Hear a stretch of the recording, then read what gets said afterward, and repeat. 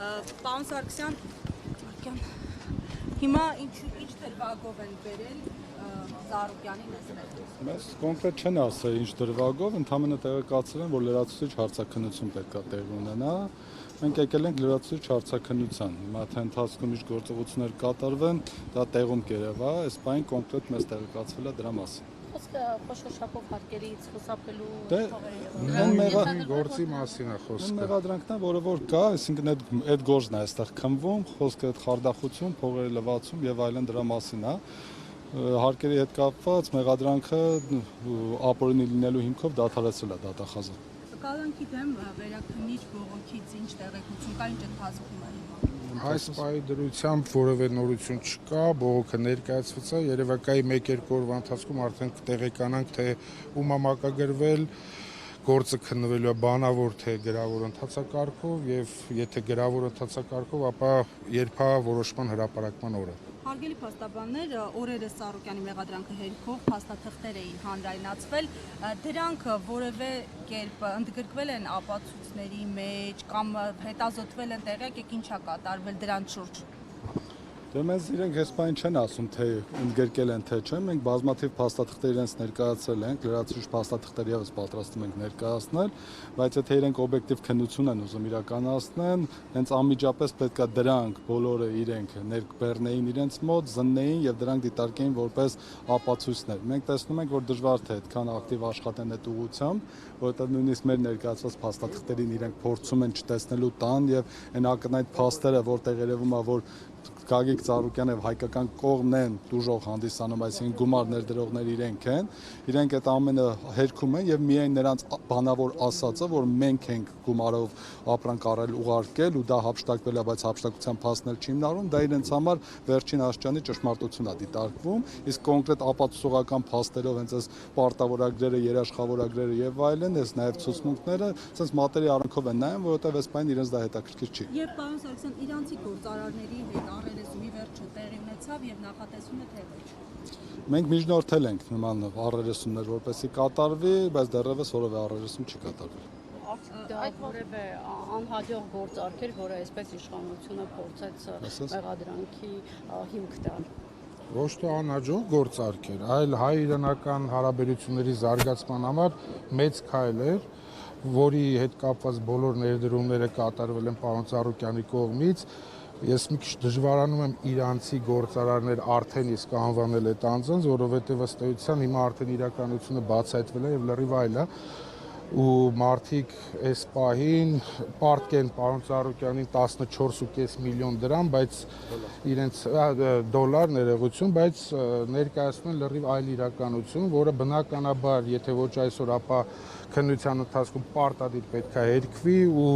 այս մեր կողմից ներկայացված փաստաթղթերը պարտադիր պետք է քննության առարկա դառնան, ինչքան էլ որ այս պահին միակողմանի քննություն է գնում։ Իրանցին հաստատում պարտքի այդքան լեզվական։ Իրանցին հաստատի թե չհաստատի, մենք ներկայացրել ենք փաստաթղթեր, որում հստակ իրանցի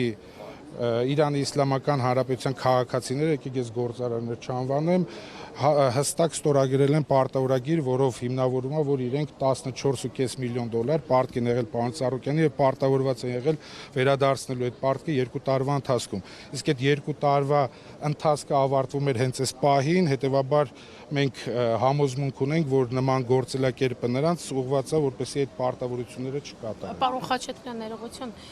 կալանավորման միջնորդությունը քննելիս, երբ որ այս փաստերը ներկայացրել եք ու ասել եք, որ կալանքի ենթակա չէ, հիմնավոր չի եւ այլն, դրա զուգահեռ ներկայացրել եք դատարանի, որ սա քաղաքական հետապնդում է, Փաշինյանի հայտարարությունը դատարանի ներկայացրել եք, քննիչի արձագանքել է, չգիտեմ, դատախազի գործով, այս քաղաքական ենթակա ներկայացրել եք դատարանի։ Ոչ միայն ներկայացրել ենք, այլ նաև ուղիղ դատավորին հարց ենք տվել, արդյոք ինքը ի վիճակի է որպես դատավոր այս քաղաքական ճնշումների պայմաններում այս հարցին անդրադառնա, հատկապես որ Գագիկ Ծառուկյանը արդարացվեց ընտրակաշառքի վերաբերյալ գործով, որից հետո Հայաստան Հանրապետության վարչապետը հայտարարեց, որ դա կաշառքի դիմաց է տեղի ունեցել, հետևաբար մենք տեսնում ենք, որ այստեղ դատարանների նկատմամբ հստակ ճնշում կա եւ նույնիսկ դատավորին ասում ենք, դու ի վիճակի ես այս հարցին անդրադառնալու, ինքը նշեց, որ մենք ներկայացնենք մեր հիմնավորումները, ինքս դրա կանդրադառնա, բայց մենք տեսանք, որ որոշման մեջ ընդհանրապես դրան որևէ անդրադարձ չկա, որոնք ոչ միայն դրան։ Մեր կողմից ժամերով ներկայացված փաստարկներից գոնե մեկին չի անդրադարձել, գոնե հերքեր, գոնե գրեր, որ մենք ճիշտ չենք ասում, այսինքն անհնար էր դրանք հերքեր, որովհետև բոլոր ապացույցներով էին, ի տարբերություն քննչական մարմնի ներկայացուցի, որը որ ենթադրություններ էր, ու ընդհանրապես Իրանի քաղաքացիների ինչ որ հայտարարություններ։ Կներեք մի բան էլ ասեմ նախորդ հարցի հետ կապված, ուզում եմ որ դա շատ հստակ լինի բոլորիդ համար, էլի։ Ուրեմն տեսեք, Գագիկ Ծառուկյանը ամեն ինչ արել է, որպեսզի հայ-իրանական հարաբերությունները միաշճան ավելի բարձր կանգնեն եւ նաեւ տնտեսական լուրջ զարգացում տեղի ունենա։ Այսինքն, երբ որ այս քաղաքացիները եկել են, իրենք ներկայացնում են, որ իրենք Իրանի պետության կողմից ունեն լիցենզիա պետական կոնկրետ ապրանքներ Հայաստանում ներմուծելու, դա նավթամթերքների հետ կապված եւ այլն։ Այսինքն, քանի որ այնտեղ այդ լիցենզիաների պրակտիկան շատ լուրջ է, այսինքն իրենք կարող էին դա այստեղ գալ եւ ներկայացնել։ Եվ որպեսզի Գագիկ Ծառուկյանին համոզեին, նաև ներկայացրել են, որ իրենք պետության ներկայացուցիչներն են, այնտեղից դուք եթե հիշում եք ռեպորտաժներով հայ-իրանական առևտրի պալատը երբ որ բացվում էր, Իրանի Իսլամական Հանրապետության էկոնոմիկայի նախարարը եկավ այստեղ, մեր հանրապետության էկոնոմիկայի նախարարը հետ միասին բացումը կատարեցին, դեսպանը Իրանի մասնակցեց, նաև Գագիկ Ծառուկյանին նախագահի մակարդակով Իրանի Իսլամական Հանրապետության հրավերք էր ուղարկվել եւ նա գնացել էր այնտեղ, բայց քանի որ նախորդ նախագահան որը որ վթարի ենթարկվելու պատճառով մահացավ, այդ նախագահի կողմից էր գնացել է բազմաթիվ նախարարների հետ հանդիպումներ տեղի ունեցել, ամենաբարձր մակարդակի հանդիպում են կազմակերպել եւ այս ամեն ինչը միտված է եղել, որպեսզի հայ-իրանական հարաբերությունները զարգանան։ Ու դրանից հետո ասել, որ գիտեք ինչ կա, Ծառուկյանը նպատակ չուներ այստեղ բիզնես անելու, միակ նպատակ էս խեղճ քաղաքացիները գային այստեղ նրանցից հափշտակություն կատարել։ Այսինքն Ծառուկյանը էլի, որ նույնիսկ ով բոլոր բնակավարներում բարեգործություններ է կատարում, սպորտում, մշակույթում, չգիտեմ, բժշկական հարցերում եւ այլն, այս բոլորը դրա մասին գիտեք, այսինքն այդ ամեն ինչը ներդրումներ անելով հանդերձ, այսօր պետք է սպասել, որ Իրանի Իսլամական Հանրապետության ներկայացուցիչներին, որ այդպես ներկայանում, այսինքն այստեղ խափեր, հա։ Հետո շատ ներողություն, կարևոր հանգամանք կա մի հատ,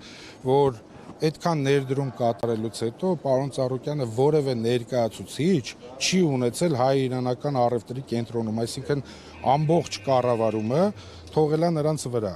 Մեկ ճիշտ գրտում էլի, թեև դուք պարտավոր չեք իմանալ ամեն դեպքում Իրանի Իսլամական Հանրապետության քաղաքացիները ազգությամբ իրանցիներ են, թե սա հնարավոր է նաև սադրանք լինի հայ-իրանական հարաբերություններում։ Չէ, կարծեմ թե իրանցի են, այսպես խորությամբ չգիտենք, բայց ինչքանով որ տեղեկատվություն ունենք, իրանցի են։ Մենք չենք կարծում, որ ստե սա դրանք ընդհակառակը Իրանի Իսլամական Հանրապետությունը այս պահին եւս միջոցներ է ձեռնարկում, որպեսզի այս բարձր մակարդակի հարաբերությունները պահպանվեն, նույնիսկ լիցենզիան զրկել են այդ ներկայացուցիչներից եւ այլ ընկերության են տվել, որպեսզի նրանց հետ միասին շարունակվի։ Այսինքն իրենք էլ իրենց քննության արդյունքում բարձրացել են, որ իրենց քաղաքացիների կողմից կան չարաշահումներ, դրա մասին նույնիսկ պաշտոնական գրություններ կան եւ դրա հիման վրա իրենք փորձում են շարունակել եւ դրա մասին եթե չեմ սխալվում դեսպանը նաեւ իր հարցազրույցում իհարկե շատ դիվանագիտորեն անդրադարձավ, բայց նաեւ ընդգծեց Գագիկ Ծառուկյանի բարձր դերը այդ երկկողմ հարաբերությունների զարգացման մեջ եւ եթե այստեղ պետությունը Ծառուկյանի նկատմամբ չունենար նման վերաբերմունք պետական իշխանություն, ապա նրանք պետք է միայն նպաստեին, որպես այս հարաբերությունները խորը զարգացում ապրեին եւ այն Ծառուկյանի նախաձեռնությունը պետության համար մեծ օգուտներ կբերեր այդ թվում տնտեսական առումով։